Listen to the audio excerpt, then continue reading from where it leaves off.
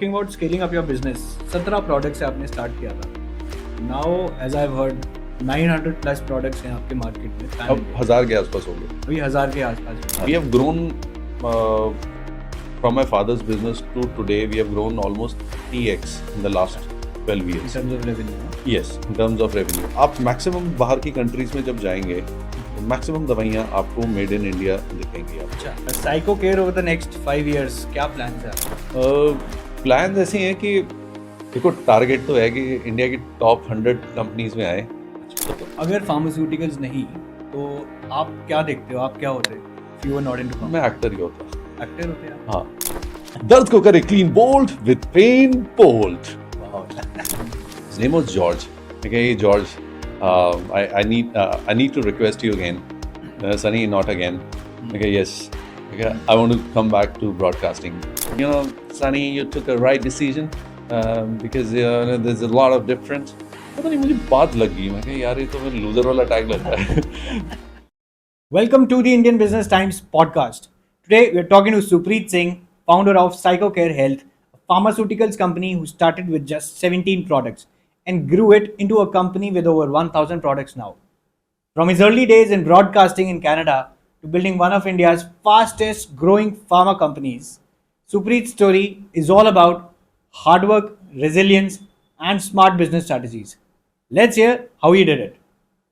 So, very, very warm welcome to the Indian Business Times podcast, Supreet. Thank you Akshay. It's a pleasure. और आपसे अभी of camera बातें करके बहुत चीज़ें कॉमन कनेक्शन भी निकले और मज़ा भी आया बातें करके. So you are a very interesting personality. I must say you are a very interesting personality, and I'm really honored that you came to our studio and gave us the opportunity to do a podcast. नहीं, it's a pleasure. It's a pleasure. I look forward to the next 1 hour or so जितना भी हम करेंगे, and मुझे I'm sure कि बहुत कुछ सीखने को भी मिलेगा. Definitely, both of us should learn from each other, और as well as the viewers also should be learning a lot of things from this podcast. दूसरी साइड भी बैठ के अच्छा लगता है कभी कभी. मैं भी ideally उस साइड बैठता हूँ, बट आज अच्छा, आज मैंने आपको उधर बिठा दिया. no issues. Someday if I come to your podcast तो मैं वो जगह लेनी चाहूँगा. डन. No problem. मेरी वैसे भी वो फेवरेट है, बट मेरी टीम ने मुझे इधर बिठा दिया. अच्छा. सो सुप्रीत, आपके बारे में बात करते हैं. तो रिसर्च से हमें ये पता तो चल ही गया था that you have been a broadcaster earlier in your life. You were in Canada. तो ये journey from being a broadcaster to an entrepreneur in the pharmaceutical sector, ये ट्रांजिशन कैसे आया? मतलब कोई जवाब इसका ना सीधा बन ही नहीं सकता. During my college days engineering के टाइम पे I did my engineering from 2005 to 2009. तो इंजीनियरिंग को छोड़ के मैं सब कुछ करता था जो मैक्सिमम इंजीनियर्स करते हैं. I was into performing arts, dance भी करता था. We had a dance team. फिर साथ में because of my genes I got a good voice. My father has a good voice as well. अगर आप मिलेंगे तो उनकी सेम लगेगी आपको. तो बेस काफ़ी है आपकी वॉइस में. जी, तो उस वजह से मुझे कहीं ना कहीं छोटे मोटे प्रोजेक्ट्स मिलते रहते थे कि आप यहाँ पे वॉइस ओवर कर दो या ऐसा कुछ कर दो. तो वो चलता रहता था साथ साथ. तो वो एक फ़न के लिए होता था, प्लस पॉकेट मनी भी बनती रहती थी. उसमें मुझे पता नहीं चला. एक दिन मैंने एक छोटा सा कोर्स किया था रेडियो का. It was in sector 44. I still remember. Shraddha Mishra ma'am थे, तो she was running that studio and there was और कुछ भी नहीं था. अकेडमी ऑफ ब्रॉडकास्टिंग को छोड़ के जो हरदीप सिंह चांदपुरी जी चलाते थे, तो ब्रॉडकास्टिंग है ना, वो बोलना अच्छा लगने लग गया कि ये तो मज़ेदार चीज़ है. एंड तब नया नया रेडियो भी शुरू हो रहा था, माई एफएम और ये सब शुरू हो रहे थे. तो ये लगता था यार ये तो this is a fun job, अगर यही करने लग जाएं. बट सीरियस कभी भी नहीं था, वो एक फ़न था अभी. तो along side things happened. Engineering ख़त्म हुई, Canadian PR I. My father had applied for it money years ago, तो वो आई, बट वो नहीं जा पाए, तो आई वेंट. जब मैं गया वहाँ पे तो I had a choice because I was into a lot of performing things. और एक्टिंग का बहुत शौक था. एक्टिंग का, कैमरे के सामने आने का, कुछ कभी कभी स्टेज पे भी कुछ चीज़ें करने का. तो था कि यार एक्टर बनना है. उस समय तो बॉलीवुड का ही दिमाग में आता था, तो हॉलीवुड का कुछ आइडिया भी नहीं था कि कैसे होता है कैसे नहीं होता. And I was a proper Bollywood buff. वो बोला जैसे वो मिमिक्री करनी, ये सब चीज़ें करनी. तो आप मिमिक्री भी कर लेते हो? हाँ, कर लेते हैं. आउट ऑफ प्रैक्टिस हूँ, बट बहुत की है, पहले बहुत की है। तो that was a thing. And जब मैं वहाँ गया तो एक वैंकूवर फिल्म स्कूल में एक कोर्स था एक्टिंग का, it was starting late. And साथ ही उसके साथ आसपास ही एक बिल्डिंग थी ब्रॉडकास्टिंग की। तो वो बाई चांस मैं वहाँ चला गया। तो मैं क्या, चल पूछ के तो आते हैं। तो देखा वहाँ पे ब्रॉडकास्टिंग का भी था साथ में, and it was one of the oldest broadcasting schools of the world, and I was not knowing about it, मुझे नहीं पता था। Okay. तो Vancouver is known for being the best, yes, and yes it is. And filmmaking. मुझे वो बाद में समझ आई। तो जैसे ही उस तरफ मैं गया, उधर गया, तो पता नहीं क्या हुआ, मैं बाहर निकला तो मैं कहा यार इतनी वेट क्यों करनी, यही शुरू कर लेते हैं, साथ साथ में एक्टिंग का कर लूँगा, वीएफएस का कोई छोटा मोटा साथ में कोर्स कर लूँगा। एंड उस समय एक और था कि उसकी फीस ब्रॉडकास्टिंग की ज़्यादा थी, कम थी, और जो फिल्म की थी उसकी एक्टिंग की, दैट वाज मच हायर, मतलब डबल थी ऑलमोस्ट। तो मुझे स्टूडेंट लोन पे करना था वो सारा, तो ये भी था कि चुकाना भी खुद है। एंड क्या बना, I don't know how it happened, with in 4-5 days I decided and I joined that course in broadcasting. पता ही नहीं चला। बट वो मेरे लिए एक बड़ा खतरनाक स्टेप इसलिए था, हम लोग इंडिया के हिसाब से सोचते हैं, हमारे जो अपब्रिंगिंग अलग है, वहाँ पे I was the only brown face. तो वो सब बात कुछ और लेवल की कर रहे हैं। वो रेडियो अलग तरह तरीके का है जो हम यहाँ पे सुनते थे उस समय, क्योंकि वो बहुत आगे था उस समय वहाँ का रेडियो। वो मैं कंफ्यूज होना शुरू हो गया, मैं कि यार कहाँ फंस गया हूँ मैं। कोर्स फीस चलेगी, या कोर्स शुरू हो गया, सब कुछ हो गया। तो after a month of joining the course मैंने रिक्वेस्ट की कि ये मुझसे नहीं हो पाएगा, आप एक काम करो, मुझे ना साउंड डिज़ाइनिंग, साउंड इंजीनियरिंग में डाल दो, अच्छा. कि वो भी मेरा इंटरेस्ट है, मैं वो कर लूँगा। तो मैं वहाँ गया, हफ्ते के लिए गया था सिर्फ, उस वाले उसमें हफ्ते या 2 हफ्ते के लिए मैं शिफ्ट हुआ उस कोर्स में. उस कोर्स में। आई शिफ्टेड देयर, वहाँ भी मज़ा आ रहा था। ऐसे ही रैंडमली जो मेरा एक कोर्स मेट था उसने मुझे बोला कि actually you know Sunny, you took a right decision because there is a lot of difference. पता नहीं मुझे बात लग गई, मैं कहा यार ये तो मेरे लूजर वाला टैग लग रहा है। मैंने फिर गया, मेरे को आई स्टिल रिमेंबर द जो वहाँ की वो जो कहते हैं सीईओ या डायरेक्टर थे, हिज नेम वाज जॉर्ज। मैं कहा ये George, I need to request you again, Sunny not again. मैं कहा यस, मैं कहा I want to come back to broadcasting. वो हिल गया, कहता तू है क्या भाई, तू एक जगह टिक जा। तो फिर देन उसने मेरी मानी किया, पर कहता है इसके बाद नहीं हो पाएगा, दिस इज़ द फाइनल। वो दिन था, मैं बहुत एफर्ट मारी, उनका कल्चर सीखा, सब कुछ किया।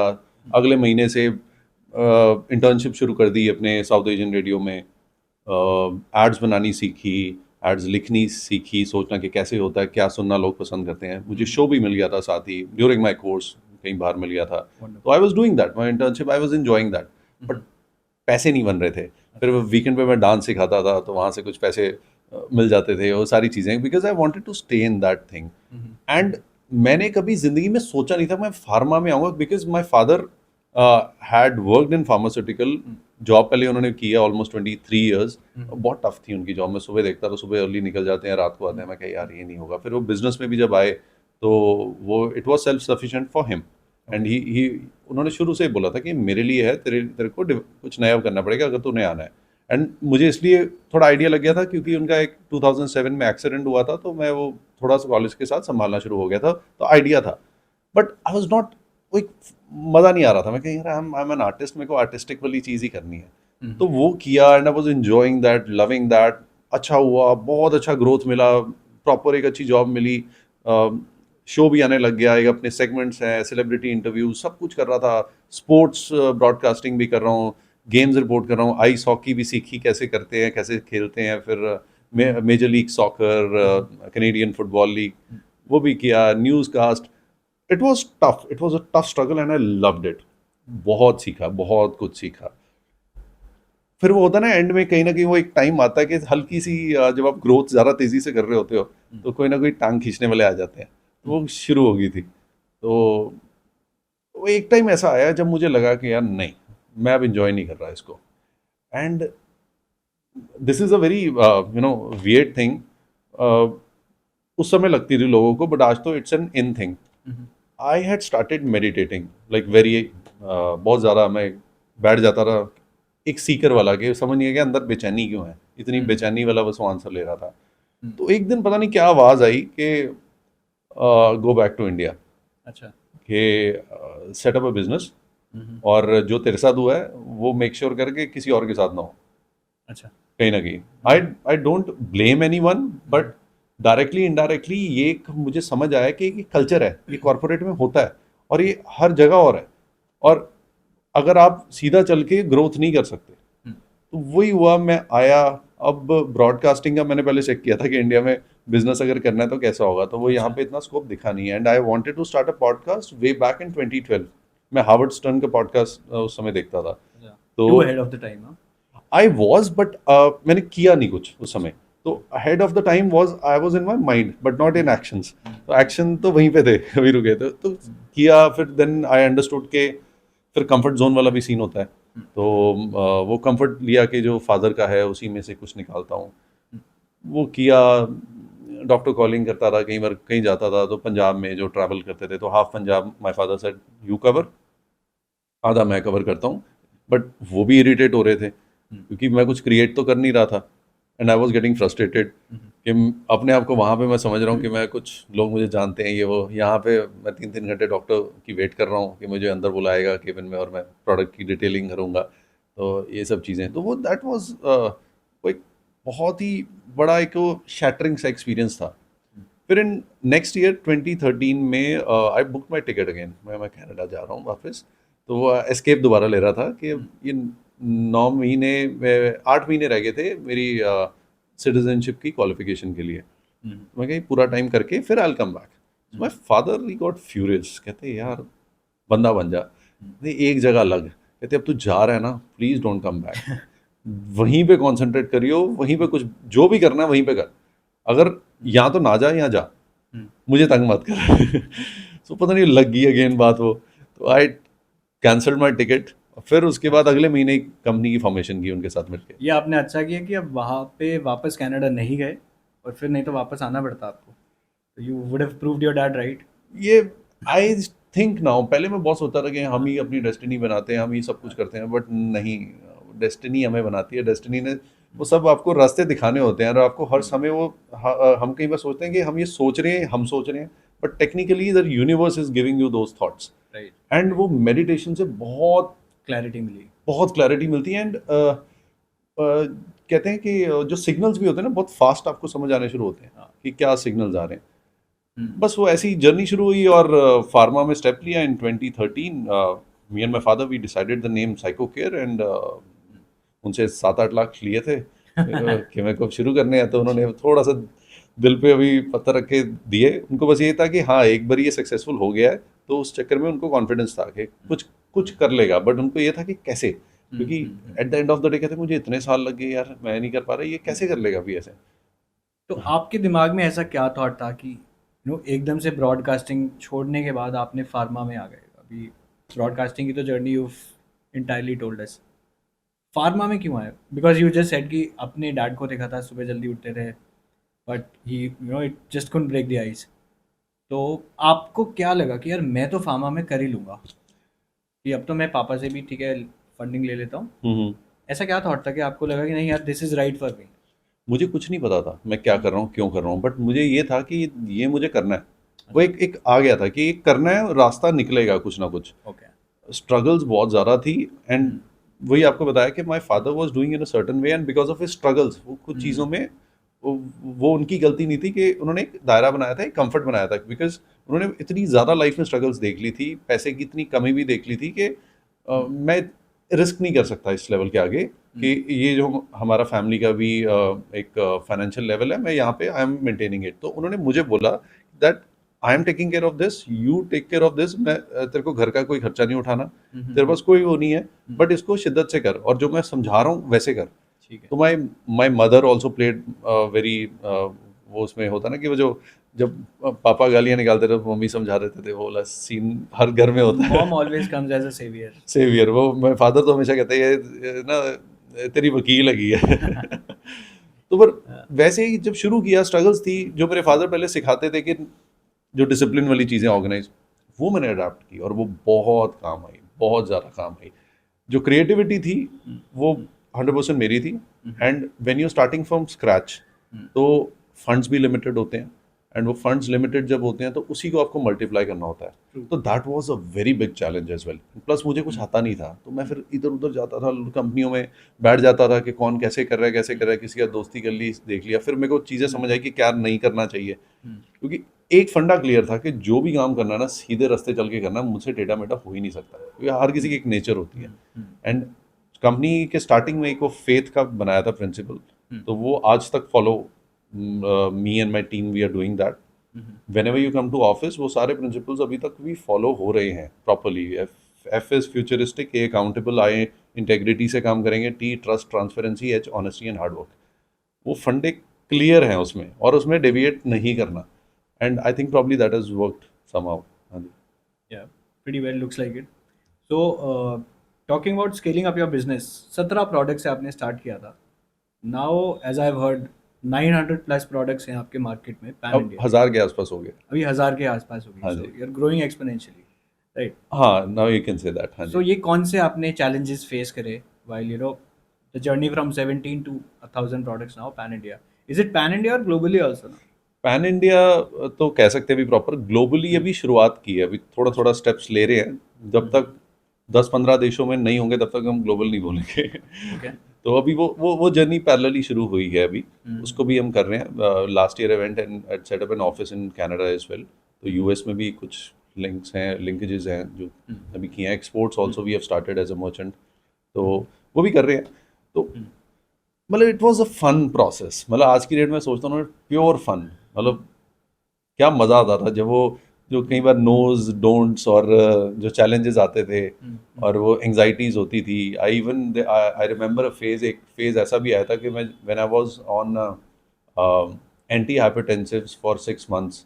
तो वो क्योंकि anxiety when you starting from scratch और ऐसे ऐसे कर रहे हो, मतलब we have grown from my father's business to today, we have grown almost 30x in the last 12 In years. terms of revenue, huh? Yes, in terms of revenue. So, and becoming one of the fastest growing companies, वो वाली चीज़ें जो करने वाला, तो आप समझ सकते हैं कि वो फाइनेंशियल चैलेंजेस भी कितनी होती हैं। And you coming from a middle class family,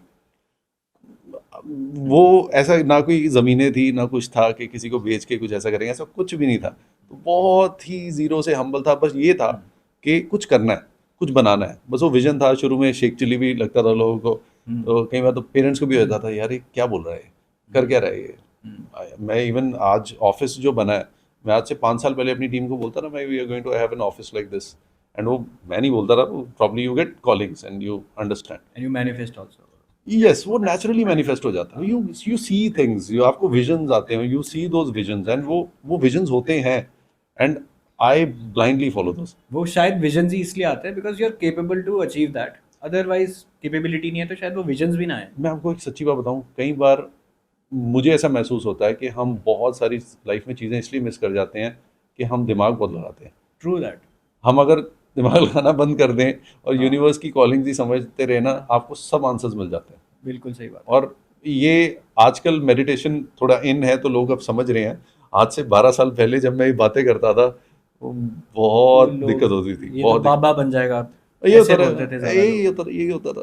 तो फिर कई बार तो दोस्त भी ये कहते अच्छा बिजनेस है तो ये कर ले, मैं कर नहीं। तो ऐसी ऐसी भी वो जोक्स बनते थे उस समय। But now things are, everybody is talking about meditation. Definitely. तो ये जो चैलेंजेस पे अगर मैं आऊँगा 17 to 1000 और वट एवर वी से, तो those challenges were pure fun for me. उस समय नहीं लगते थे क्योंकि उस समय होते थे, बट आज मैं सोचता हूँ वो वही लर्निंग कर्व से वही सिखाया। और उसमें से सबसे बड़ा जो चैलेंज था वो ये था कि कभी बिजनेस किया नहीं था, पैसे भी उतने नहीं थे, फार्मा को कुछ पता ही नहीं था मुझे। Everything I had to do by myself, और वो खुद ही करना है, सीखना भी खुद है। मतलब वो गुरु ढूंढने भी हैं, फिर आप स्टूडेंट बन के घूमना है आसपास से आए, तो कोई क्लैरिटी कहीं पे कोई रास्ता था नहीं, बट ये था कि होगा, बस यही अंदर था कि होना है।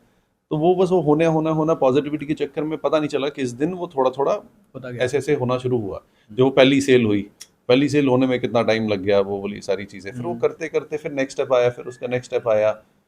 बस ये था कि रुकना नहीं है, अभी भी बहुत से ऐसे गोल्स हैं, मैं अभी कहता हूँ I have just started my journey, क्योंकि वो जो विजन है, जो जहाँ तक पहुँचना है, तो वो अगर जर्नी स्टार्ट है तो आप सोचिए कि कितनी मज़ेदार आगे और है। तो ये डेफिनेटली नहीं, मैं तो कह रहा हूँ कि आप वापस भी साथ साथ में आ ही रहे हो towards broadcasting, and since you said that you have always been artistic, तो आप वापस, लाइक यू सेड, कैमरा बहुत अच्छा लगता है, यस। वापस से आप आ रहे हो उस फील्ड में। You are also podcasting, you have अब पॉडकास्ट शो आल्सो ऑफ मैं एक योरसेल्फ। एक लाइन बोलता हूँ कि पहले प्रोफेशन को पैशन बनाया, हाँ हाँ, जिस वजह से अब मैं पैशन को प्रोफेशन बना रहा हूँ। वाह, बहुत अच्छी बात करी आपने। तो ये हुआ है, और ये हुआ है, ये ब्रॉड मैंने ये जो पॉडकास्ट का भी शुरू किया था, इट वाज जस्ट एक किया कि लाइफ में कुछ मिसिंग है, मैं क्या अच्छा लगता था, तो वो एक खालीपन सा महसूस था, तो वो बात की, वो हो गया। कैसे हुआ मुझे नहीं पता चला कि कैसे शुरुआत हुई। जो मेरा ऑफिस का केबिन है उसी को पहले हमने वो बना के, चलो ना, तो प्रॉपर स्टूडियो सेटअप है, बट वो वो थॉट था कि इसको एंजॉय करना, कि लाइफ में मेरी ये इंजॉयमेंट मिसिंग है, कि see at the end of the day, if you are not, if your soul is not satisfied, आप जो मर्जी कर लो, आप अंदर से खाली रहोगे, अधूरे महसूस करोगे। तो वो एक पैशन वाली चीज़ को एंजॉय किया, जैसे भी हो रहा था, फिर उसमें भी चैलेंजेस आए और ये लर्निंग्स हुई बहुत सारी।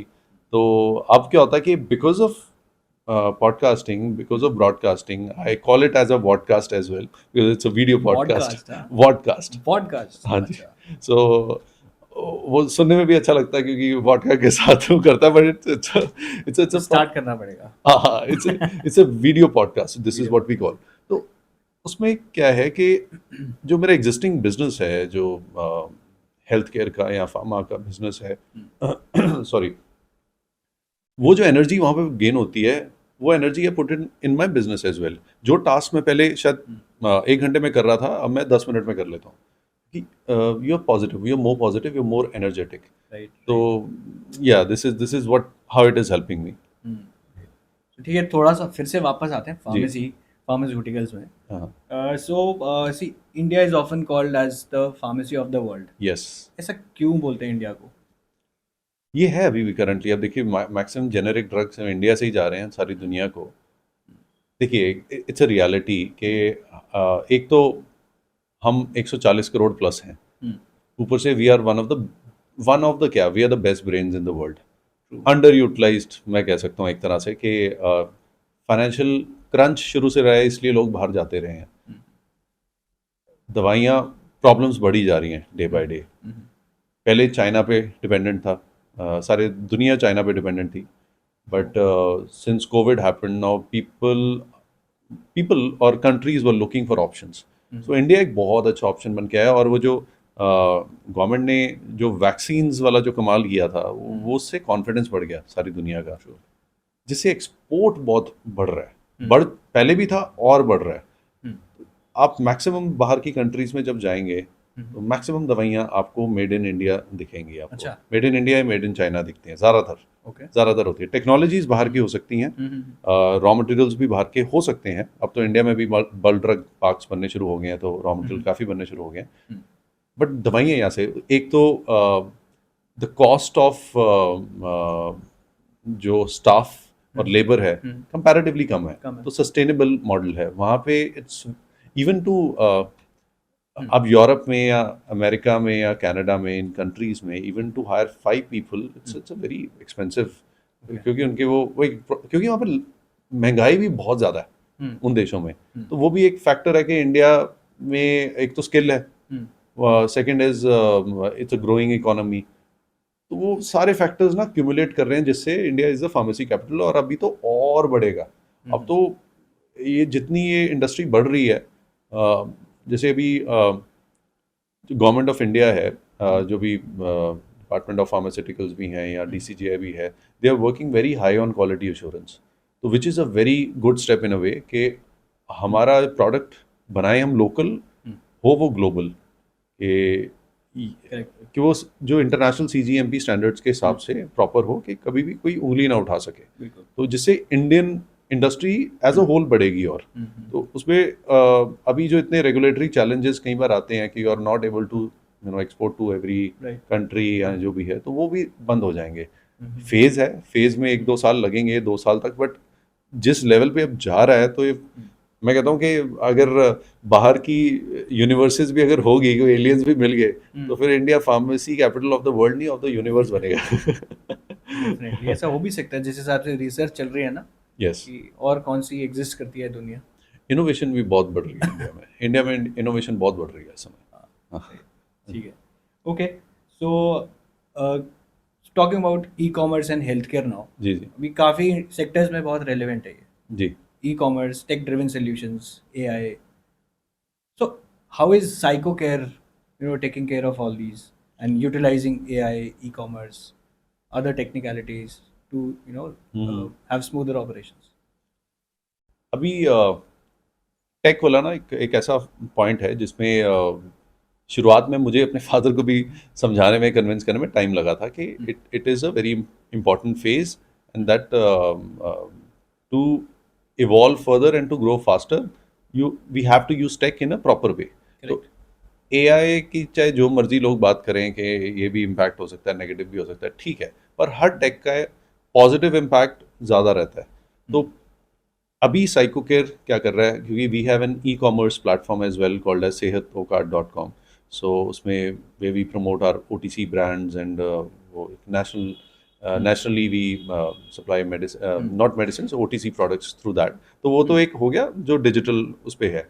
प्लस जब से बिजनेस बनाया है, शुरुआत की है 2013 से, मैं आई वुड से प्रॉपरली, तो जितनी भी मुझे लीड्स क्लाइंटेल मिली है वो डिजिटल मीडिया से ही मिली है। Okay. जितना भी हमारा, क्योंकि we are a proper B2B model in psycho care, so we have distributors across India. तो वो उस समय भी जब मैं पहली कॉल या पहले डिस्ट्रीब्यूटर भी बनाए थे तो मैं उन्हें कभी मिला नहीं था। तो वो इंडिया मार्ट से लीड मिली थी और वो लीड के थ्रू किया। फिर उसके बाद SEO also, we have an SEO team, वो भी करती है। तो we have a proper digital media team, Great. तो which takes care of those things. And at the same time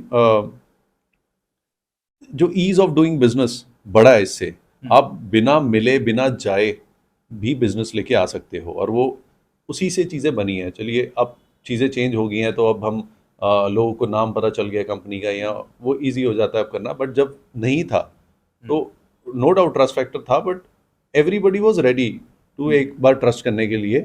उसका रीज़न ये होता था, चाहे वो 2000 का ऑर्डर दें, उनको होता था कि यार इतनी दूर कौन जाएगा देखने के लिए, चल एक छोटा ऑर्डर दे के देखते हैं कि कैसी है। ठीक तो है। जिससे हम जैसे छोटे प्लेयर्स को मौके मिले। अब साइको केयर हमारी जो इंटरनल वर्किंग में भी we are using funnel AI। So I have a friend, so he has an AI based company. तो हमारी इंटरनल वर्किंग में भी हम फनल्स AI करके उनकी एक प्रोग्राम है, वी आर यूजिंग दैट। वो थोड़ा सा आप एक्सप्लेन करोगे क्या करता है? Yes, so funnels AI is a platform. उनका एक अपना ही SaaS बेस्ड कह सकते हैं एक प्लेटफॉर्म है, तो जिससे आर टीम, लाइक चाहे मार्केटिंग हो, सेल्स टीम हो, या फिर हमारी टेक टीम हो, तो वो टूल्स यूज़ करके जैसे रिपोर्ट जनरेटिंग है और चीज़ें हैं, बहुत फास्ट हो जाती है और एक ही जगह के थ्रू हो जाती है। जैसे बिहेवियर्स भी किसी चीज़ के देखने हैं, जैसे when you are looking at के सेल्स के भी पैटर्न्स चेक करने हैं। इवन उस आई थिंक प्लेटफॉर्म के थ्रू वेबसाइट भी बहुत फास्ट बन जाती है। So our team is doing that already. Social media भी अच्छा मैनेज हो जाता है। तो that is just one of that. फिर चैट GPT ने तो मतलब कमाल ही कर दिया आजकल, कि जिसको वो जो ईमेल ड्राफ्टिंग तो इतनी इजी हो चुकी है आज की डेट में। बस लोगों को कॉपी पेस्ट अच्छे से करना चाहिए। हाँ, बस हम ये कहते हैं कि जो रेजिग्नेशन के टाइम मत ऐसे ही उसको यूज़ करो, क्योंकि तो अंग्रेजी हम ही सोचते हैं यार ये इतनी कहाँ से आई। हाँ, मतलब जानते तो है ना इंसान को, पता है कि यार इतनी अच्छी इंग्लिश तो नहीं है, ईमेल पे कैसे आ गई? True that. So so we use C ERP और ये सब चीज़ें यूज़ करते हैं, पर अब हम there are a few projects coming, so which are going to be probably first time in India, and we cannot reveal those, uh, but वो purely AI tech based रहेंगे, and that might change a few things in the Indian pharmaceutical market as well. तो अभी देख रहे हैं, अभी initial phase है, but we are very hopeful. तो ये चीज़ें हैं अभी जिस पे हम काम कर रहे हैं। ठीक है, वंडरफुल। सो सुप्रीत, आपने अभी इस आंसर के बीच में कहा था OTC, right, over the counter ji products होते हैं। जी जी तो आप साइको केयर से भी OTC में एंटर हो रहे हो, राइट? जी, या हो चुके ऑलरेडी? हो चुके हैं। कुछ ब्रांड नेम्स बताओगे जो चलते हैं आपके मार्केट में, और let's Sure. just also clear the concept of OTC for Yes, the yes. viewers. So I'll just give you एक थोड़ा सा मैं आपको एक डिफरेंस बता देता हूँ। जो फार्मास्यूटिकल प्रोडक्ट्स होते हैं जो प्रिस्क्रिप्शन पे होते हैं वो प्रिस्क्रिप्शन पे ही मिलते हैं आपके प्रोडक्ट्स। थेरेपेटिक प्रोडक्ट्स जितने भी रहते हैं, in fact a lot of products जो जिनको लोग जो लोगों को न्यूट्रास्यूटिकल लगते हैं क्योंकि इसमें वाइटामिन होते हैं, अगर उनकी कुछ वैल्यूज़ ज़्यादा हों क्योंकि आरडीए से ज़्यादा हो तो वो थेरेपेटिक में आते हैं, तो वो भी डॉक्टर की प्रिस्क्रिप्शन पे या रिकमेंडेशन पे ही आएंगे, तो जिस पे होना चाहिए बिकॉज आपकी हर प्रोडक्ट की कॉन्ट्रा इंडिकेशन होती है, साइड इफेक्ट्स होते हैं, इंडिकेशंस के हिसाब से आपको पूरा हिस्ट्री देख के किया जाता है, आपको कोई और हेल्थ प्रॉब्लम्स तो नहीं, तो वो तो एडमिनिस्टर ऐसे करनी भी नहीं चाहिए, तो वो आता है प्रॉपर जेनेरिक में आ जाता है। जब भी कोई पेटेंट ऑफ होता है तो it becomes a generic any of those products, तो वो जेनेरिक अप्रूव होता है। एंड ओटीसी आ जाता है जो ओवर द काउंटर लिए जा सकते हैं विदाउट अ प्रिस्क्रिप्शन, जिसमें अ lot of Ayurveda products come under those, आपके न्यूट्रोसिटिकल सप्लीमेंट्स उसमें आते हैं। फिर इवन फार्मा के भी कुछ प्रोडक्ट्स होते हैं या कॉस्मेटिक प्रोडक्ट्स उसमें काफ़ी आते हैं, जैसे पेन रिलीफ स्प्रेज होते हैं, जैसे दोज कम अंडर ओटीसी के, आप जाएंगे कि मुझे दो, वो there is no prescription required. जैसे कि सर दर्द की गोली हो गई या ये सब उसमें भी कुछ आते हैं जिसमें जो ओटीसी में आ जाते हैं, जिसमें आरएक्स नहीं लिखा होता, तो वो प्रिस्क्रिप्शन प्रोडक्ट्स नहीं होते, तो वो आप ले सकते हैं, तो फार्मा कैटेगरी में भी आते हैं, उसमें भी आते हैं। But this what we are doing जो ओवर द काउंटर में, we are working majorly in Ayurveda, nutraceuticals and cosmetics, luxury plus other cosmetics. तो जो हमारा वेलनेस रेंज आती है वो PCHPL वेलनेस के नाम से आती है। We have multiple brands under that, and एक हमारा ब्रांड है जो काफ़ी चल रहा है आजकल, वो है गैसो भाग। तो हम गैस को भगाते हैं उससे। कैसो भाग, pretty Now, pretty cool name. yes, and another one is by the name Khuli Sans. So it's an Ayurvedic, I would say, a liquid or a syrup, which is very good for your lung detox. तो एक हमारा pen bold के नाम से spray आता है, जिसमें हमारी टैगलाइन है, दर्द को करे clean bold with pain bold. तो उसमें अभी वॉइस ओवर भी मैंने खुद ही दिया है। नहीं, ये सुनना चाहेंगे हम डेफिनेटली। हम आपको जरूर शेयर करेंगे इसके अभी बाद। सुना दोगे वॉइस ओवर आप? दर्द को करे clean bold with pain bold. Wow, really awesome. So ये एक ब्रांड है, जस्ट ऑ के नाम से हमारी कॉस्मेटिक रेंज आती है। जस्ट ऑ, हाँ जी। Okay. So this is another thing, and so probably I'm announcing it here that we are coming with a men's range called as by the name Mr. Gentle. So exclusive men's range we are launching very soon.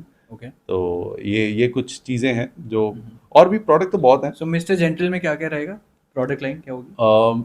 Mains range रहेगी पूरी for, जैसे हम बात करते हैं जब cosmetics की, तो ज़्यादातर सोचते हैं कि लड़कियों को ज़रूरत है, पर लड़कों को भी ज़रूरत है। वो एक्सक्लूसिवली रहेगा जो एक आपकी एसेंशियल किट हो या एसेंशियल जो प्रोडक्ट्स हैं जो हमें चाहिए for a skin, for a hair, ठीक है, फॉर, ठीक है। एंड हम कोशिश कर रहे हैं कि कम से कम हार्श केमिकल्स हों उसमें, ओके, तो मोस्टली हर्बल। हाँ जी, ठीक है, ग्रेट। तो मतलब हम अगर सुपर स्टोर्स में जाएं या जी नियर बाय फार्मेसीज में जाएं हमारे आसपास, जी जी, तो हमें आपके प्रोडक्ट्स वहाँ मिल सकते हैं? मिल सकते हैं, श्योर। एंड कई ऐसी जगहें हैं अभी भी पीछे, समबडी आई नो, उनको मेरी कंपनी के बारे में पता था, बट ये नहीं पता था कि वो जो मेडिसिन या जो प्रोडक्ट उनको दी जा रही है, जो लिखी है डॉक्टर ने भी या फिर जो OTC में भी ले रहे हैं, वो हमारे ही ब्रांड्स हैं। तो बाद में जब वो आए कहते हैं अच्छा ये आपके ही ब्रांड है, मैं कहा हाँ जी। तो अब थोड़ा सा डिस्ट्रीब्यूशन पेनिट्रेट अब हम कर रहे हैं। पहले टाइम बहुत लगा है, बहुत ज़्यादा टाइम लगा है, मतलब 10-11 साल लगे हैं उसको वहाँ तक पहुँचने में। अभी भी वही कह रहा हूँ कि अभी शुरुआत है, अभी तो इंडिया बहुत बड़ा है, बहुत बड़ी मार्केट है। एंड कोशिश एक ही है जो हमने भी इवॉल्व किया और सीखा है कि सबसे इम्पोर्टेंट किसी भी प्रोडक्ट में अगर हम जा रहे हैं, हमारी तरफ से इंटेंट होनी चाहिए कि क्वालिटी एश्योरेंस हाईएस्ट हो। ठीक है, आपकी कोशिश होनी चाहिए। That's why all the manufacturers associated with us are WHO GMP certified और very big ones, like manufacturers like Akums, अगर आप इस सर्कल में जाएंगे, या Hetero, those kind of people are with us. और जो ये क्वालिटी एश्योरेंस आपके माइंड में हमेशा चलना चाहिए कि क्वालिटी सबसे ऊपर है, तभी आपकी सेल भी तभी बढ़ेगी। आपने एक बात बीच में बहुत सही की थी कि बनाओ लोकल, बनाओ लेकिन ग्लोबल के लिए, कुछ बहुत हाँ, अच्छा फ्रेज यूज किया था सो आपने। Make locally sell globally. Sell ग्लो, yeah this is a very good हाँ हाँ, फ्रेज दैट यू यूज्ड। क्योंकि अब देखिए ग्लोबल लोकल प्रोडक्ट, अगर आप कहेंगे कि आप बेसिक सा प्रोडक्ट इंडियन मार्केट के लिए बना दें, ऐसा नहीं हो सकता। आपको इंडिया में भी ग्लोबल मार्केट के हिसाब से बनाना पड़ेगा, ट्रू दैट। क्योंकि इंडियन मार्केट भी अब ग्लोबल प्रोडक्ट चाहती है। ये भी एक बहुत बड़ा चेंज है, विच इज़ अ ग्रेट चेंज। वो कहते हैं कि हमें भी वही प्रोडक्ट मिले जो हम यूएस कनाडा, अब तो आप international travel has become so common now days. और लोग ज़्यादा दूर नहीं, अगर जैसे वियतनाम, थाईलैंड, सिंगापुर, दुबई जाते हैं तो वहीं पे इतने इंटरनेशनल अच्छे ब्रांड्स मिलते हैं। तो they expect the same thing when they come back, and वो अब मिल रहे हैं, मिल हाँ, रहे हैं। मतलब इंडियंस को भी सब स्टैंडर्ड चीज़ क्यों आप दी यस, जाए। यस। और मैं नाम नहीं लूँगा कुछ ब्रांड्स के, but I also came across several case studies hmm कि उनका वही पैकेट हम्म खाने की चीज़ का हम्म नाम सेम है, but the quality assured for other countries is different than what is it in India. तो इंडिया में सब स्टैंडर्ड वही चीज़ दी जा रही है, बाहर तो एट पार है with all the standards. Definite, like I said, I won't take the names. वो कई बार वो चुप रहना ठीक रहता है। राइट। सो गवर्नमेंट पॉलिसीज़ की थोड़ी सी बात करना चाहेंगे कि गवर्नमेंट पॉलिसी किसी भी सेक्टर को, जैसे फार्मा सेक्टर की बात करते हैं, गवर्नमेंट पॉलिसी का कितना ज़्यादा रोल रहता है इसमें, और साइको केयर को गवर्नमेंट पॉलिसी से क्या बेनिफिट हुआ है आज तक? जी। अ, जब शुरू किया था डिफ़िकल्टीज थी पहले, क्योंकि वैट का सिस्टम था, ये सब चीज़ें थी, तो बहुत कम्बरसम रहता था, सी फॉर्म्स इकट्ठे करो, ये सब है। जीएसटी के रोल आउट होने के बाद ईज़ ऑफ डूइंग बिजनेस बहुत बड़ा है। फिर ये स्टार्टअप इंडिया का जो इनिशिएटिव है, that has helped a lot. एक आई स्टिल रिमेंबर जब डीपीआईटी हमने रजिस्टर किया था, और उसके बाद जब AWS के क्रेडिट मिले थे and free of cost we had received, वो उसे वेबसाइट बना के अपना डेटा डालना, इट बिकेम सो इजी। ये एक छोटी सी चीज़ है। अभी ईज ऑफ डूइंग बिजनेस बहुत बढ़ चुका है। No doubt state wise industries लगाने का थोड़ा सा प्रोसेस में फ़र्क है अभी भी, कि कुछ स्टेट्स में इजी है, कुछ स्टेट्स में डिफ़िकल्ट है। लैंड प्राइसेस हो गई, या गवर्नमेंट की सिंगल विंडो पॉलिसी कहाँ पे है, कहाँ पे नहीं है। Otherwise what I am finding is, overall जो सेंटिमेंट है इस समय कि मेक इन इंडिया वाला, which is growing very fast, and policies बहुत स्ट्रांग हो रही हैं, पॉलिसीज प्रो कंज्यूमर बन रही हैं। प्रो कंज्यूमर बन रही हैं, तो इंडस्ट्री को कुछ तो चेंज, दिक्कत आ रही है चेंज करने में, but ultimately that is pro industry as well, because वो फिर ग्लोबल प्रोडक्ट बनाएंगे। वो ग्लोबल राइट। प्रोडक्ट उसी सेम फैसिलिटी में, उसके लिए अलग फैसिलिटी नहीं होगी कि आप इंडियन मार्केट के लिए एक प्लांट है और फॉरेन मार्केट के लिए एक प्लांट है। वो फिर एक ही प्लांट में आप सारी मार्केट्स कवर कर पाएंगे। तो चीज़ें अब हो रही हैं, चेंजेस हो रही हैं, पॉलिसी स्ट्रांग बन रही है, and as I mention that I been appointed as the regional convener for convener for regional pharmaceuticals health and wellness committee by PHDCCI for this presidential year, अगले साल Okay. 2025 तक। तो अभी हम एक पंजाब फार्मा और हेल्थ कॉन्क्लेव कर रहे हैं, जिसमें हम इसी के बारे में बात करेंगे कि गवर्नमेंट की क्या पॉलिसीज है। गवर्नमेंट और इंडस्ट्री को एक ही जगह लेके आएंगे कि आप अपनी प्रॉब्लम्स डिस्कस करें, आप अपनी करें, और जो गैप है, जो नई लोगों तक चीज़ें पहुंच रही कि एमएसएमई क्या कर रहा है या और लोग क्या कर रहे हैं, तो वो लोगों को बेनिफिट्स भी पता चले, plus eight the same time government को भी पता चले कि ये इंडस्ट्री की ग्राउंड लेवल प्रॉब्लम्स है, वो भी वहाँ तक जाएँ। तो policy is an on going process, policy advocacy करती रहनी चाहिए, और policy making is an on going process, but it's the sentiment is positive. This is what I can say, the sentiment is very positive and very healthy for the Indian pharmaceutical, health, food and wellness industry, even cosmetic industry. बहुत बहुत बड़ा future है India के लिए। ठीक है, that's pretty good कि policies India की हेल्प कर रही हैं। ईज ऑफ डूइंग बिजनेस बढ़ रहा है, तो बहुत अच्छी बात। बढ़ रहा है, डे बाय डे बढ़ रहा है। हाँ जी। So ease of doing business को ध्यान में रखते हुए, Psycho Care over the next 5 years क्या प्लान्स है आपके? प्लान्स ऐसे हैं कि देखो, टारगेट तो है कि इंडिया की टॉप 100 कंपनीज में आए। अच्छा। तो ये एक है, पता नहीं पिछले 6 महीने से बार बार ये आ रहा है माइंड में कि होना चाहिए, तो वो उस डायरेक्शन में लगे हैं। But no obsession, the only the basic target what we are working on is कि हम ये जो ग्रोथ कर रहे हैं ना, इसको हम रोकें ना, इसको करते जाएं। और क्वालिटी एश्योरेंस और बढ़ाते जाएं जितनी बढ़ा सकते हैं। तो we have a proper quality assurance team which looks after, जो हमारे कॉर्पोरेट ऑफिस में भी वो सारी चीज़ें वो रखते हैं। And I tell them become the superstars of this company. मैं उन्हें बार बार बोलता हूँ कि आप वो होने चाहिए हो कि सबसे फेमस फेसेस होने चाहिए, because at the end of the day quality बढ़ेगी तो सेल अपने आप बढ़ेगी। Right. ये एक बड़ी क्लियर सी चीज़ मैं ये सभी को एक आपके पॉडकास्ट के थ्रू मैसेज देना चाहता हूँ कि if you want to increase sales, एक ही फंडा है, क्वालिटी बढ़ा लो। जितनी ज़्यादा क्वालिटी उतनी ज़्यादा सेल्स, क्योंकि प्रोडक्ट एक बार तो रेट पे बिक जाएगा, पर बार बार बेचना है तो क्वालिटी पे बिकेगा। बिल्कुल। तो यही एक चेंज है जो आना भी ज़रूरी है। एंड यही हमारा वो है मिशन कि एटलीस्ट 20-25 देशों में तो हम हों। तो अगर बाकी इंडिया में तो धूम मचानी है। मजा ही रहे ऑलरेडी। अभी मिस्टर जेंटल को भी आने देते हैं तो और ज़्यादा धूम मच जाएगी। मिस्टर जेंटली भी जेंटली घुसेंगे। राइट, बट एक बात आपने ये सही कही कि अगर सेल्स बढ़ानी है तो अश्योरेंस ऑफ द क्वालिटी तो बढ़ानी पड़ेगी, और ये Yes. सभी जगह है। सभी जगह, हर एक इंडस्ट्री में, हर एक किसी सर्विस में भी। इंडस्ट्री, करेक्ट, हाँ सर्विस जी, में भी हाँ जी। आपकी कोई एजेंसी है, वो एक बार तो आपसे पैसे लेके काम कर लेगी, बट दूसरी बार आप उसे पैसे भी तभी दोगे जब उसने पहली बार अच्छा काम किया है। आप सो जो इट्स एवरीवेयर। आप कर रहे हो, अच्छा कंटेंट लेके आ रहे हो, दिस इज ऑल्सो आप एक क्वालिटी दे रहे हो ना। हाँ, तो this is also part of quality assurance.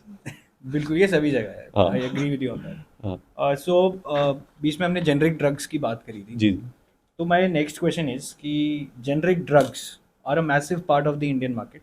जी जी how can India maintain its competitive edge in this segment while focusing on innovation also? जी। और थोड़ा सा डिफरेंस एक बात करते हैं between generic drugs and branded drugs, hmm और थोड़ा सा प्राइस कंपैरिजन अगर हम हम्म कर सकें, और ऐसा क्यों होता है? सी मैं आपको जो बेसिक बता पाऊंगा कि पेटेंटेड जो होते हैं, जो जिसने पेटेंट कराया होता है उसके जितने साल के लिए पेटेंट होता है, तो उनकी ऑटोनॉमी होती है, क्योंकि they have spend a lot of money in R&Ds and everything. तो वो दे हैव देयर ओन वो रहता है। जब वो ऑफ पेटेंट होता है तो it comes under generic class है। तो जेनेरिक में फिर then everybody can manufacture it after taking जो proper permissions from the authorities. तो वो उस हिसाब से रहता है। तो आप इंडिया में देखें तो जेनरिक ड्रग्स बहुत है, और वो जेनरिक ड्रग्स अप्रूव्ड हैं और ऑलरेडी उन पर रिसर्च हो चुकी है। तो जिस वजह से और इतने साल हो गए तो जेनरिक ड्रग्स ज़्यादातर सेफ भी होते हैं। हालांकि उनकी वो चलता रहता है, सेफ्टी एफिकेसी की रिपोर्ट्स बनती रहती है, फार्माको विजिलेंस भी चलता रहता है उन पे, तो which bigger plants are doing in a very good way. तो अगर हम बात करें, आप कह रहे हैं कि ब्रांडेड एंड जेनेरिक का डिफरेंस है, तो difference, Indian market is going more towards a generic market और भी ग्रो कर रही है। तो अभी आप कहीं भी जाएंगे तो फार्मेसी में कुछ ब्रांड मुंह में चढ़ा होता है आपका, ठीक है, वो ब्रांड ही मांगेंगे। आप क्योंकि वो सॉल्ट नहीं दवाई का बोलेंगे, नाम है, राइट? कॉम्पोजिशन नहीं करेंगे। तो हाँ, देर आर सर्टन कंपनीज और सर्टन दोज थिंग्स या सर्टन एरियाज जहाँ पे जेनेरिक पे ही बिक रहा है अभी भी। तो पर कई जगह लोग ब्रांड ही चाहते हैं कि उनको होता है कि ये ब्रांड मिले। अभी भी आप अगर जाएंगे, see even in certain times, अगर आप शूज़ भी लेने जाएंगे तो आप बोलेंगे मुझे नाइकी का शूज़ चाहिए। ठीक है। तो हालांकि शू चाहे सेम ही बनाओ, साथ वाले का अगर दूसरी कंपनी का है तो आप वो नहीं करेंगे। तो it's a process. See both the industries are going parallelly और को एग्जिस्ट करेंगी। द थिंग इज कि जेनेरिक इज ग्रोइंग। वो इसलिए ग्रो कर रही है कि अवेयरनेस बढ़ रही है और क्वालिटी एश्योरेंस भी बढ़ रही है day by day. And government की भी बहुत इनिशिएटिव्स हैं जेनेरिक ड्रग्स को लेके। एंड ये है फ्यूचर, तो जेनेरिक का काफ़ी ब्राइट है। ओके, हाँ जी। सो क्या हम ये बोल सकते हैं कि Psycho Care is also into generic drugs? मतलब we are going a little towards, अभी जा रहे हैं। अच्छा। तो हमारा, क्योंकि we are doing, see when you are growing, so beggars are not choosers. तो आप स्लोली हर जगह जहाँ पे जैसे हो, बिकॉज हम इंस्टीट्यूशनल सप्लाईज भी करते हैं, तो प्लस जैसे हम कह रहे कि ब्रांडेड प्रोडक्ट्स पे भी है, ब्रांडेड भी हैं। बट अभी जैसे जैसे जेनरिक की तरफ अभी रुझाव जा रहा है, तो हम भी जाएंगे उस तरफ। और अच्छा, तो ये होगा। तो एक लास्ट ये वाला क्वेश्चन इसमें कि जेनरिक का कोई नाम नहीं होता क्या, या कैसे पता चलता है ये जेनरिक है या नहीं? सी सॉल्ट नेम है। अब पैरासीटामोल है तो paracetamol is the salt name, that is the generic. अच्छा। वो जेनेरिक है। अगर आप मेटफॉर्मिन लेने जाएंगे तो मेटफॉर्मिन इज द जेनेरिक। या अगर कोई प्रोडक्ट, अगर हम नाम ले, इफ आई टॉक अबाउट, मैं उसका लूंगा कि जिसका लोगों को नहीं पता होता ठीक ज़्यादा, है। उस पॉइंट ऑफ व्यू से बात करूंगा। ओके। अब जैसे कोई ब्रांड है, तो ये किसी ब्रांड का नाम नहीं लूँगा, तो लोग कहेंगे कि ए ब्रांड दे दो जी सानू, तो वो कहेंगे ये ब्रांड नहीं अवेलेबल, इसका ये कॉम्पोजिशन ऑल्टरनेट्स अवेलेबल है, या फिर जो भी है at a better pricing. Sometimes what people do is, so people are not aware of the compositions as well, तो उनको पता ही नहीं होता। तो इसलिए कई बार knowing the compositions for the patient is also important. तो आपको कॉम्पोजिशन जाननी चाहिए कि आप क्या ले रहे हो, क्या खा रहे हो। ये मतलब हर पेशेंट को जानना चाहिए कि अगर आपको ये पर्टिकुलर ए ब्रांड दे रहे हैं, तो ए ब्रांड में क्या सॉल्ट है, वो ऊपर लिखा होता है बड़ा बड़ा। आप उसकी बैक साइड डब्बे पे भी देखेंगे तो पूरा डिटेल में लिखा होता है, ये भी लिखा होता है टैबलेट कलर क्या है, तो ये पूरी डिटेल्स होती हैं। बिल्कुल। सो ये थोड़ा सा है। ठीक है। फार्मास्यूटिकल इंडस्ट्री के बारे में what are a few those few myths that you would really like to bust? कि इसमें एक तो जो लोग बोलते हैं कि इसमें बहुत पैसा है जी कि इसमें घुस लो, कोई भी anybody is coming. It's a very technical industry, very very technical. I am an engineer broadcaster. जब भी मैं भी शुरू में आया था मुझे भी नहीं पता था ज़्यादा, थोड़ा पता था because of my father, but when जैसे क्योंकि अब मैंने मैन्युफैक्चरिंग भी की है, तो आई अंडरस्टैंड कि it's a very very technical line. और आपको इसमें सबसे इम्पोर्टेंट जो चीज़ है, जो सोचना, जो जो लेके चलना चाहिए, आपकी intent towards quality has to be the topmost. वो टॉप पे होना चाहिए, उसके बाद प्रॉफिट ये वो, and it takes a lot of time, and when you run after money in pharma, फिर do some other business, you you do make an organization, अच्छी बनाओगे तो ठीक है, money will come as a by product, वो वाला नहीं होना चाहिए। बट लोग ये जो सोच के आता है ना कि पैसा बनाना है, पैसे के लिए आना है, फिर नहीं है सही। और उसमें लोगों के डूबते भी हैं, हमने खुद देखे हैं कि जिसके पास स्पेयर मनी है उन्होंने लगाया और उन्हें टेक्निकलिटीज़ नहीं पता था, वो सब चीज़ें, वो डूबे भी हैं। सी किसी भी चीज़ में अगर आप आते हो, घुसते हो, वो इंडस्ट्री के बारे में अगर यहाँ तो बेस्ट लेवल पे करो, फिर तो and I know a lot of people जो फार्मा से नहीं थे और फिर भी दे हैव ग्रोन बिकॉज उन्होंने बेस्ट लोग हायर करके और बेस्ट सिस्टम्स बनाए पहले दिन से, तो वो ग्रो भी किए। ऐसा नहीं है। तो एक तो ये मिथ है। दूसरा कि बाहर की दवाइयाँ इंडिया की दवाइयों से वो ज़्यादा अच्छी है, ऐसा नहीं है। ऐसा नहीं है। इंडिया की दवाइयों की क्वालिटी बहुत अच्छी है। हमें कई बार वो हाईलाइट हो जाती है नेगेटिव, ऐसा नहीं है। जो पॉजिटिव हम बहुत मिस कर जाते हैं, कितना पॉजिटिव और कितनी इनोवेशंस हो रही हैं इंडिया में, कितने कॉलेजेस में कितनी इनोवेशंस हो रही हैं इस समय, कितने पेटेंट्स पड़े हैं वो बना के बैठे हैं। तो एक तो ये है, साथ में यही मेजर मिथ्स हैं। बाकी तो छोटे मोटे तो चलते ही रहते हैं कि छोड़ो छोड़ो ठीक है। तो अगर फार्मास्यूटिकल्स नहीं, तो आप क्या देखते हो? आप क्या होते? If you are not into मैं एक्टर ही होता। एक्टर होते हैं आप? हाँ, या ब्रॉडकास्टर? ब्रॉडकास्टर कम एक्टर दोनों ही होता मैं, अच्छा। या ऐसे ही कुछ होता है, या आर्टिस्ट होता, कुछ ना कुछ तो आर्ट में ही कर रहा होता मैं। I call myself as an artepreneur, not as an Entrepreneur. Not as an entrepreneur. A new term that you've given to all of us.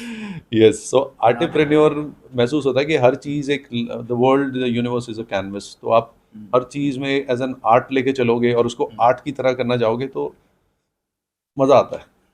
नहीं, ठीक बात है, बिल्कुल। सो बीइंग एन एंटरप्रेन्योर, एक और क्वेश्चन मैं आपसे पूछना चाहूँगा कि सो कंपटीशन सभी जगह है, राइट? आपके भी काफ़ी अच्छे कंपेटिटर्स होंगे। कुछ ऐसे कंपेटिटर्स का नाम लोगे आप जिससे आप इंस्पायर्ड हो? See, I'm a lot inspired by the journey of Sun Pharma.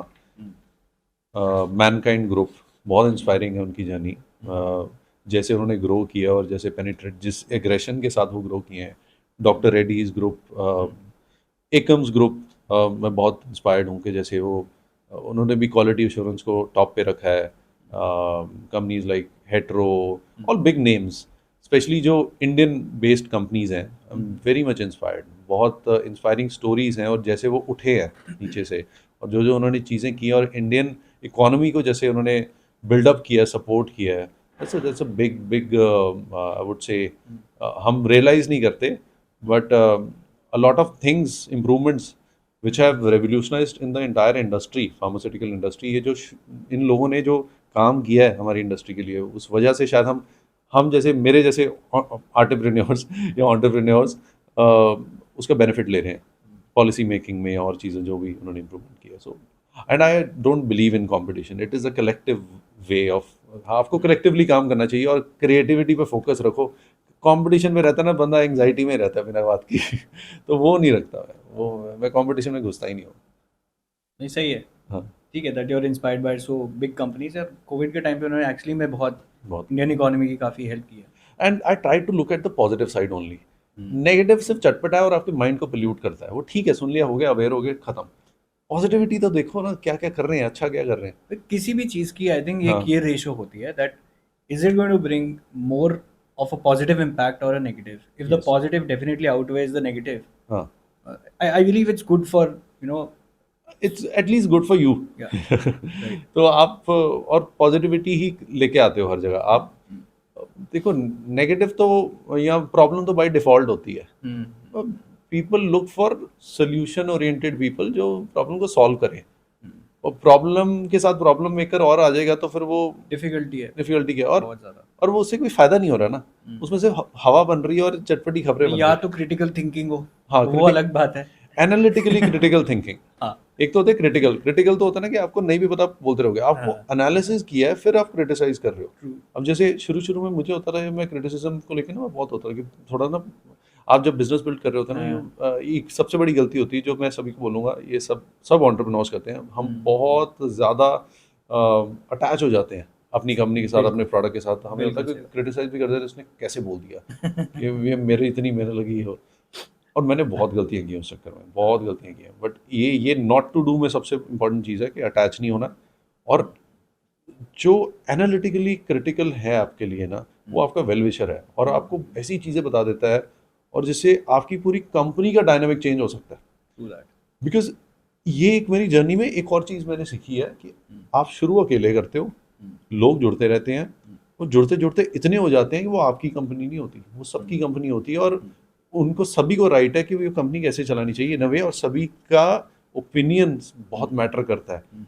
Specially जो ग्राउंड लेवल पे जब काम होता है ना, आई स्टिल ट्रैवल, मैं जाता हूँ अपने डिस्ट्रीब्यूटर सबसे मिलता हूँ, मैं जानता हूँ, वहाँ बैठता हूँ, इवन ये भी देखता हूँ पेशेंट की क्या प्रॉब्लम आती है, ठीक है। तो वो भी एंड अक्रॉस इंडिया वो चीज़ें मैं देखता हूँ। वो उसका रीज़न ये होता है कि यू अंडरस्टैंड कि प्रैक्टिकल ग्राउंड पे प्रॉब्लम्स क्या है, और फिर वहाँ से जो क्रिटिकल एनालिसिस मिलते हैं वो इम्प्रूव करते हैं, इमीडिएटली इम्प्लीमेंट करते हैं, और उसका बहुत बेनिफिट होता है, बहुत बेनिफिट होता है। So yeah this is what I feel.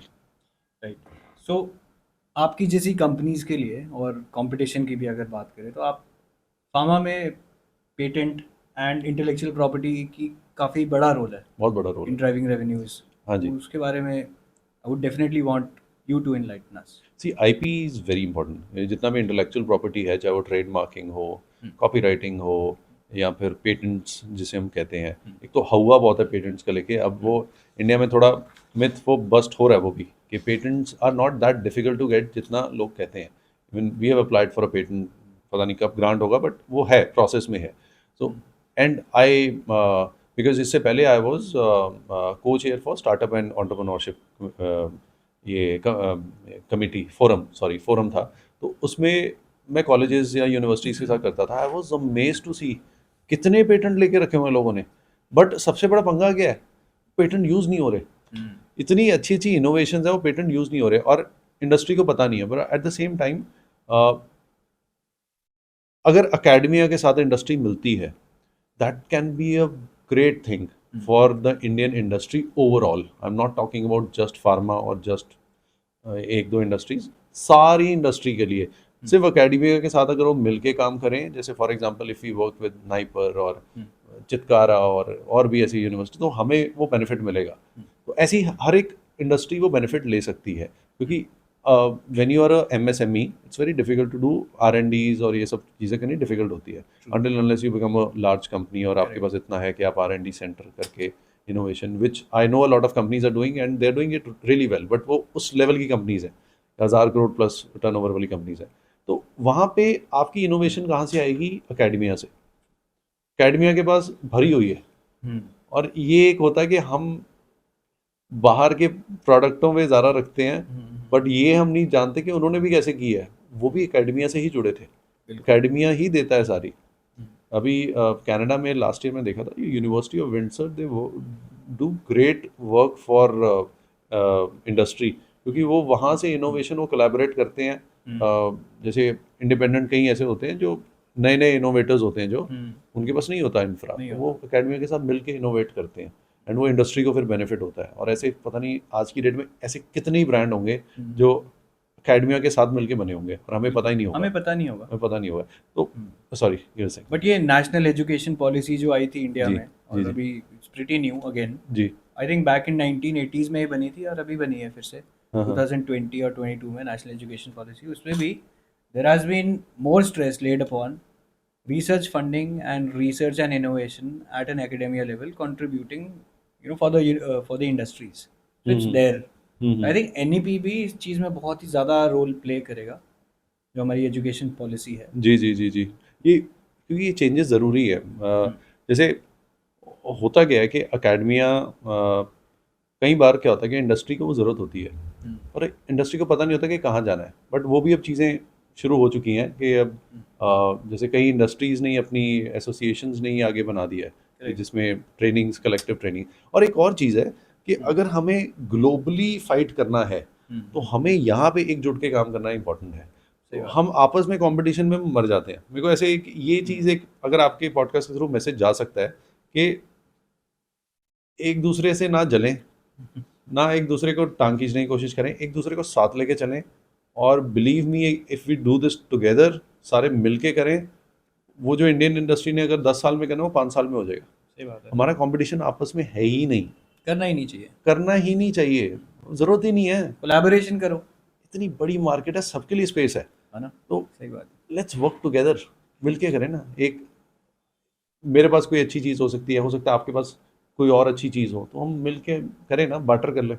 है, सही बात है। तो collaboration is the key to grow faster, I believe. Yes yes yes, it is any day.